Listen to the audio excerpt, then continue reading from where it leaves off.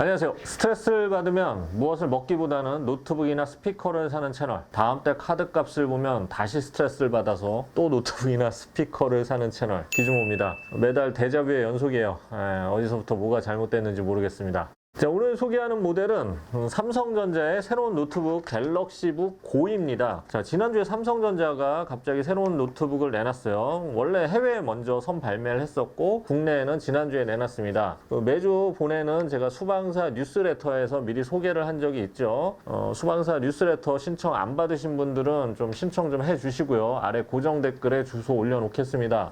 뉴스레터 신청을 너무 안 하니까 또 스트레스가 많이 올라가고 있어요. 자, 어쨌든 이 제품은 일단 워낙 가격이 매력적이라서 어떤 제품인지 제가 궁금해서 직접 구입을 해봤습니다. 하지만 이게 모델명에 대강 힌트가 있어요. 일반적으로 노트북 이름에 360이 붙으면 화면이 회전한다는 뜻이고요. 프로가 붙으면 가격을 최대한 많이 받겠다는 다짐이죠. 갤럭시북 고처럼 고가 붙으면 가지고 나가서 잃어버려도 좀 괜찮을 정도의 그런 제품에 많이 붙입니다.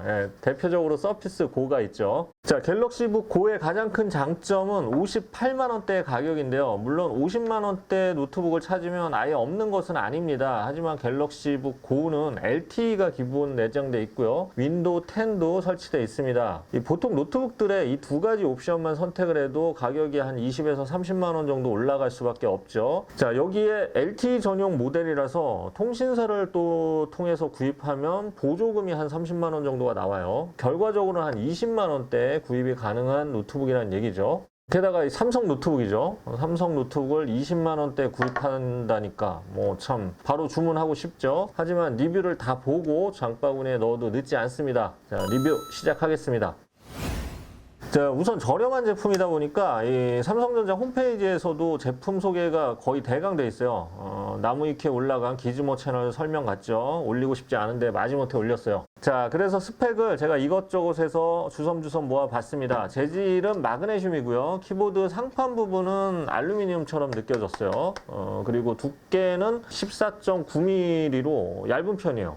이 정도면 얇아요. 하지만 무게는 살짝 무겁습니다. 1.38kg입니다. 대신 13인치가 아니라 14인치 화면 크기라서 또 화면 크기 대비 무게는 뭐 그렇게 나쁘지 않아요. 자, 전체적으로 만듦새가 좋아서 디자인만 보면 50만원대 노트북이라는 생각이 안 듭니다.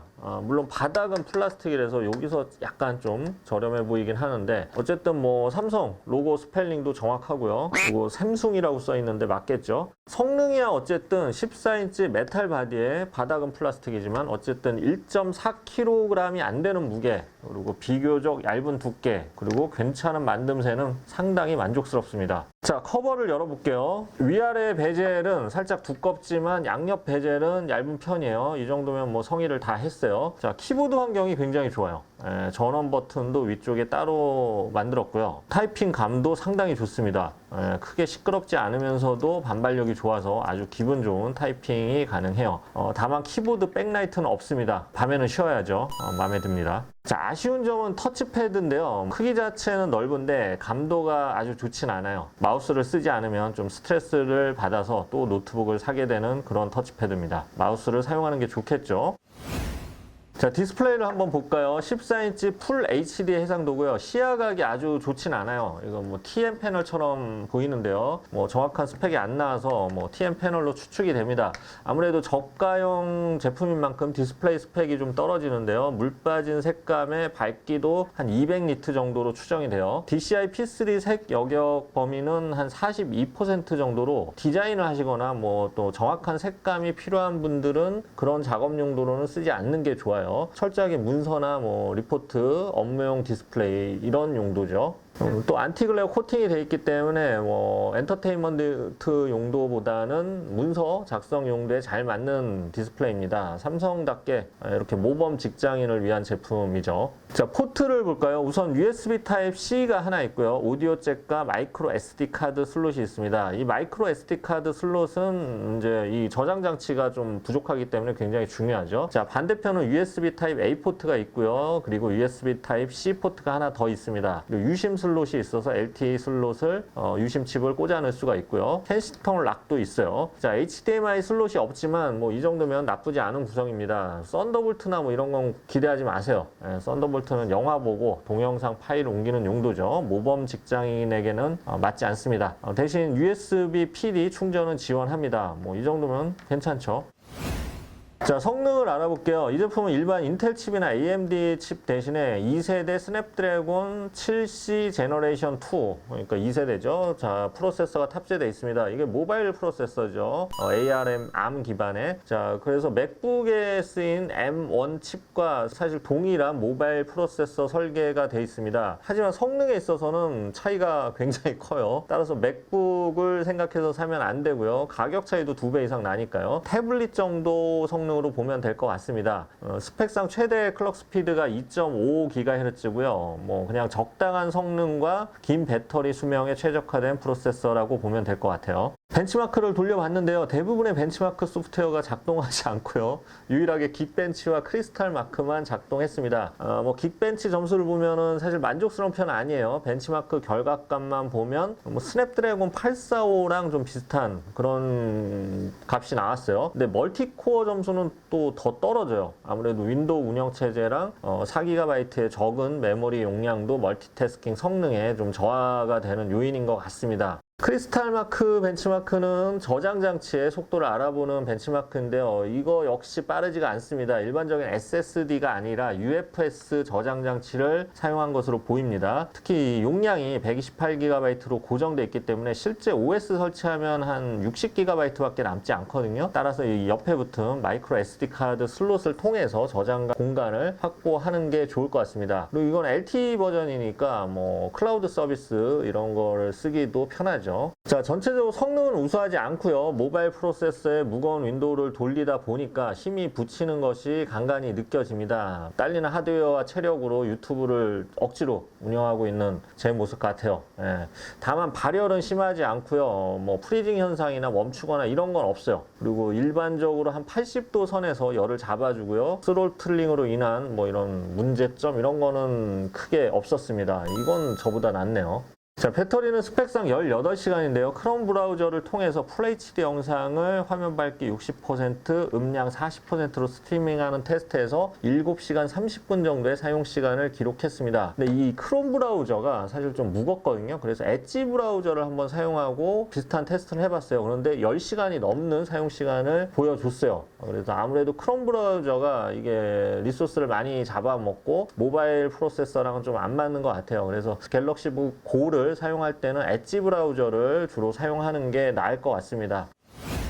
자, 제가 사용해보면서 호환성 문제를 발견을 했습니다. 어도비 포토샵과 라이트룸이 제대로 작동하지가 않습니다. 프리미어는 뭐 당연히 안 되고요. 게임도 대부분 구동이 안 된다고 보면 되고요. 사실 뭐 게임을 돌릴 성능이 되는 제품은 아니죠. 자, 은행 쪽도 제가 접속을 해봤는데요. 기업은행은 액티브엑스가 잘 깔리는데 신한은 안 됩니다. 신한은 원래 액티브엑스가 좀 형편없죠. 에러도 잘 나고요. 다만 요즘은 은행의 액티브엑스 대신에 뭐 다른 인증서 사용이 가능한 경우가 있으니까 은행 사용에는 큰 문제가 없을 것 같아요. 그리고 전자세금 계산서 발행 잘 됩니다. 그리고 일부 증권사 앱은 작동이 안 되거든요. 그래서 이제 주식으로 일확천금을 노리는 분들은 다른 노트북을 사용해야 할 것 같습니다. 다만 뭐 워드나 파워포인트, 엑셀 이런 거는 아주 잘 작동되니까 문제 없이 쓸 수가 있어요. 자, 마지막으로 스피커 성능도 아주 좋아요. 입체감 좋고요. 볼륨도 굉장히 커요. 저역도 어느 정도 있어요. 이거는 제가 좀 놀랐어요. 무려 돌비 애트모스까지 지원을 합니다. 그래서 뭐 음악 듣거나 이런 데는 굉장히 좋아요. 그리고 이 제품은 펜리스 제품이라서 소음이 발생하지가 않죠. 그래서 도서관에서 쓰기도 좋죠. 도서관은 사실 제가 한 근 20년 동안 가본 적은 없긴 해요.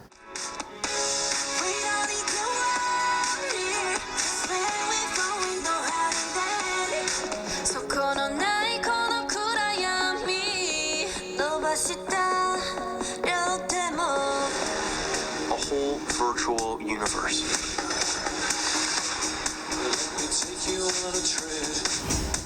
자, 정리해 보겠습니다. 갤럭시북 고는 업무나 리포트 용도로 사용하기 좋은 디스플레이와 성능을 가진 아주 저렴한 합리적인 노트북입니다. 아주 가볍지는 않지만 14인치 디스플레이라는 점을 감안하면 뭐 나쁘지 않은, 허용할 만한 정도의 무게고요. 특히 LTE를 지원해서 외부에서 활용하기가 좋습니다. 대신 게임이나 뭐 포토샵 프리미어 등의 PC용 64비트 기반 소프트웨어는 대부분 호환이 안 되니까 사용이 불가하고요. 액티브X나 뭐 일부 앱의 경우에도, 소프트웨어의 경우에도 호환성 문제가 생길 수 있다는 점을 감안해야 합니다. 물론 뭐 64비트 기반 소프트웨어를 뭐 원활하게 돌리는 성능이 아니기 때문에 지원이 돼도 사용도 사실 힘들긴 해요. 자, 결론적으로 보면 단점이 굉장히 많은 제품이죠. 하지만 나온 이유는 분명히 있죠. 업무 용도, 그리고 뭐 학습, 가끔 엔터테인먼트를 즐기는 용도라면 큰 문제가 없는 노트북이라고 생각을 해요. 제가 며칠간 쓰면서 웹서핑, 넷플릭스, 왓챠 플레이, 영화 보고 문서 작성하고 은행 업무 보고 이럴 때는 전혀 문제가 없어요. 버벅임이 생각보다 없고요. 크게 불편하지 않았어요. 그래서 게임 안 하고 그래픽 프로그램 쓰지 않는 사용자라면 저렴한 가격에 쓸 수 있다는 장점이 있죠. 자, 어떤 제품도 뭐 용도에 맞게 잘 쓰면 될 것 같습니다. 특히 게임을 좀 제어할 필요가 있는 학생들 노트북 용도로 사줘도 괜찮을 것 같습니다. 자, 리뷰 끝났고요. 이제 8월 중순으로 가고 있는데요. 조금 있으면 여름 끝나겠죠. 9월 되면 또 추석 오고 어영부영 하다 보면 가을, 그리고 곧 연말이 되겠죠. 벌써 우울해지네요. 스트레스 받아. 또 노트북 질러야겠습니다. 자, 지금까지 기준모였습니다. 감사합니다.